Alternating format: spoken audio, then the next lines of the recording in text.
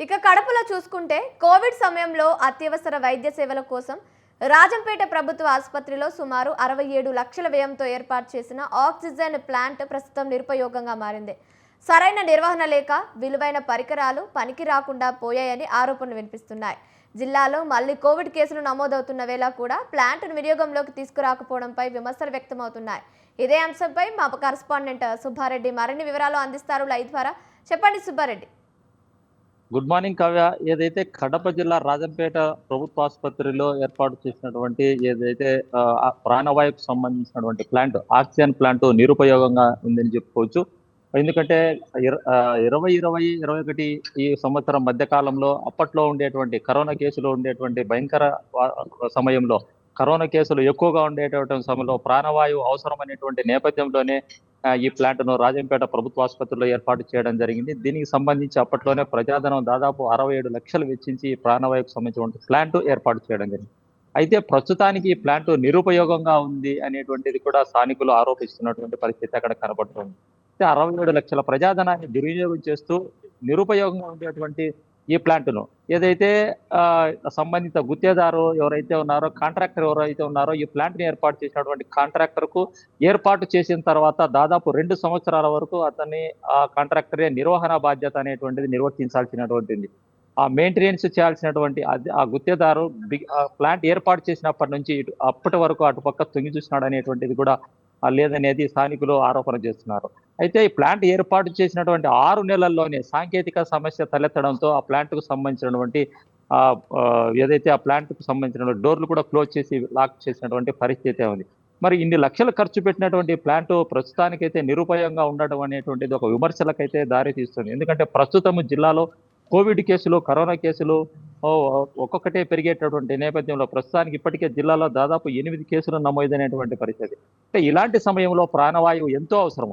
అలాగే ఆక్సిజన్ అనేటువంటిది కోవిడ్కి సంబంధించినటువంటి దృష్టిలో పెట్టుకొని ఏర్పాటు చేసినా కూడా ఆక్సిజన్ అనేటువంటిది అక్కడికి వచ్చేటువంటి ఎవరైతే రోగులైతే వాళ్ళకు కూడా అవసరమైనటువంటిది అయితే ఉంది. మరి ఈ ప్రాణవాయువు అనేటువంటి సంబంధించినటువంటి ఆక్సిజన్ ప్లాంట్ అనేటువంటి నిరుపయంగా ఉండేటువంటి నేపథ్యంలో ప్రస్తుతానికైతే ఆక్సిజన్ సిలిండర్లు అక్కడ వాడుతున్నారనేటువంటిది స్థానికులు చెప్తున్నటువంటి పరిస్థితి. మరి ఇన్ని లక్షలు ఖర్చు పెట్టినటువంటి ఈ ఆక్సిజన్ సంబంధించినటువంటి ప్లాంట్ నిరుపయంగా ఉన్నటువంటి పర్యవేక్షణ కూడా సంబంధిత పర్యవేక్షణ అధికారులు కూడా దానిపైన ఏదైతే చర్యలు తీసుకోకపోవడము, అలాగే పర్యవేక్షణకు సంబంధించినటువంటి అధికారులు దాన్ని పట్టించుకోకపోవడమే అన్ని లక్షలకు సంబంధించినటువంటి ప్లాంట్ నిరుపయంగా ఉంది అనేటువంటిది అక్కడికి వచ్చేటువంటి రోగులు కూడా ఆరోపిస్తున్నారు. అలాగే ఈ ప్లాంట్తో పాటు మిగిలిన పరికరాలు అటువంటి అంటే ఈ ప్లాంట్ లో ఉండేటువంటి ఉపయోగపడేటువంటి పరికరాలు అన్ని కూడా ప్రస్తుతానికైతే మరమ్మతులకు తీసుకొచ్చేటువంటి, మరి ఈ ప్లాంట్ కు సంబంధించినటువంటి మరమ్మతులు చేయాలన్నా కూడా మరోసారి లక్షలు వెచ్చించి ఈ ప్లాంట్ అందుబాటులోకి తీసుకురావాలి. 67 లక్షలు వెచ్చించినా కూడా మళ్ళా లక్షలు వెచ్చించి అందుబాటులోకి తీసుకురావాలనేటువంటిది కూడా అందుకు సంబంధించి అధికారులు చర్యలు తీసుకోవాలా అనేది కూడా ఆ స్థానికులు చెప్పే పరిస్థితి అయితే ఉంది. అయితే అలాగే ఇదే ప్రభుత్వ ఆసుపత్రిలో ఎక్స్రేతో పాటు రక్త పరీక్షలకు సంబంధించినటువంటి పరికరాలు కూడా అక్కడ నిరుపయోగంగా ఉన్నాయనేటువంటిది రోగులు ఆరోపణలు చేస్తున్నారు.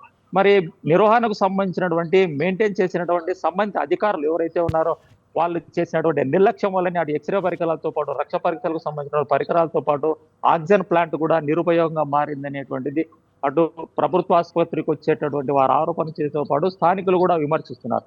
మరి సంబంధిత జిల్లా స్థాయి అధికారులు కావచ్చు, అలాగే జిల్లా స్థాయికి సంబంధించినటువంటి డిఎంహెచ్ఓ క్షేత్రస్థాయిలో పరిశీలించకపోవడం వల్లనే ఈ ప్రాణవాయువుకు సంబంధించిన ప్లాంట్ నిరుపయోగంగా ఉండడంతో పాటు మిగిలిన పరికరాలు కూడా వాడుకలో లేవనేటువంటిది ఒక ఆరోపణలు అయితే వస్తున్నాయి. అయితే ఏది ఏమైనా కూడా ప్రజాధనాన్ని వెచ్చించినటువంటి ప్లాంట్తో పాటు ప్రభుత్వ ఆసుపత్రిలో ఉంటే మిగిలిన ఉపయోగపడేటువంటి పరికరాలు కూడా అందుబాటులోకి తీసుకురావాలనేటువంటిది, అందులోగే నిర్వహణ చేసేటువంటి సంబంధించినటువంటి సిబ్బంది కూడా ఉన్నారు అక్కడ. మరి సిబ్బంది నిర్వహణ చేసేటువంటి మెయింటైన్ చేసేటువంటి సిబ్బంది ఉన్నా కూడా ఎందుకు ఆ పరికరాలు నిరుపయోగంగా ఉన్నాయి? ప్రజాధనాన్ని వెచ్చించినటువంటి పరికరాలతో పాటు ప్లాంట్ కూడా నిరుపయోగంగా లేకుండా అందుబాటులోకి తీసుకురావాలనేటువంటిది కూడా అక్కడికి వచ్చే రోగులు కూడా కోరుకునేటువంటి పరిస్థితి. అయితే సిలిండర్లు ఆక్సిజన్ అవసరమైనటువంటి నేపథ్యంలోనే ఆక్సిజన్ సిలిండర్లు వినియోగిస్తున్నారు. అదే ప్లాంట్ అనేటువంటిది అది దాదాపు 500 LPM కలిగినటువంటి సామర్థ్యం కలిగినటువంటి ప్లాంట్.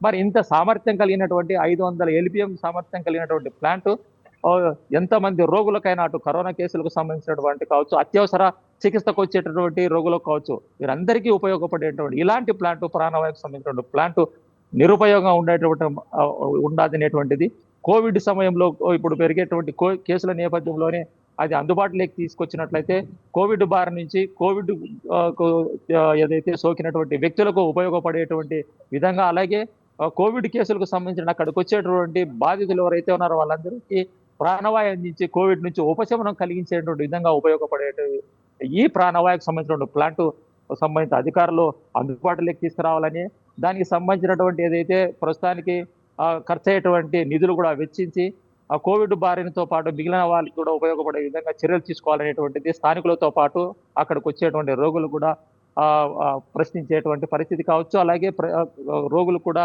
దీనిపైన ఆ మరమ్మతులు చేసి అందుబాటులోకి తీసుకురావాలని కోరుకునేటువంటిది, అలాగే విన్నవించుకునేటువంటి పరిస్థితి అక్కడ ఉంది. Kavya. Right, thank you Subba Reddy, thank you for the updates.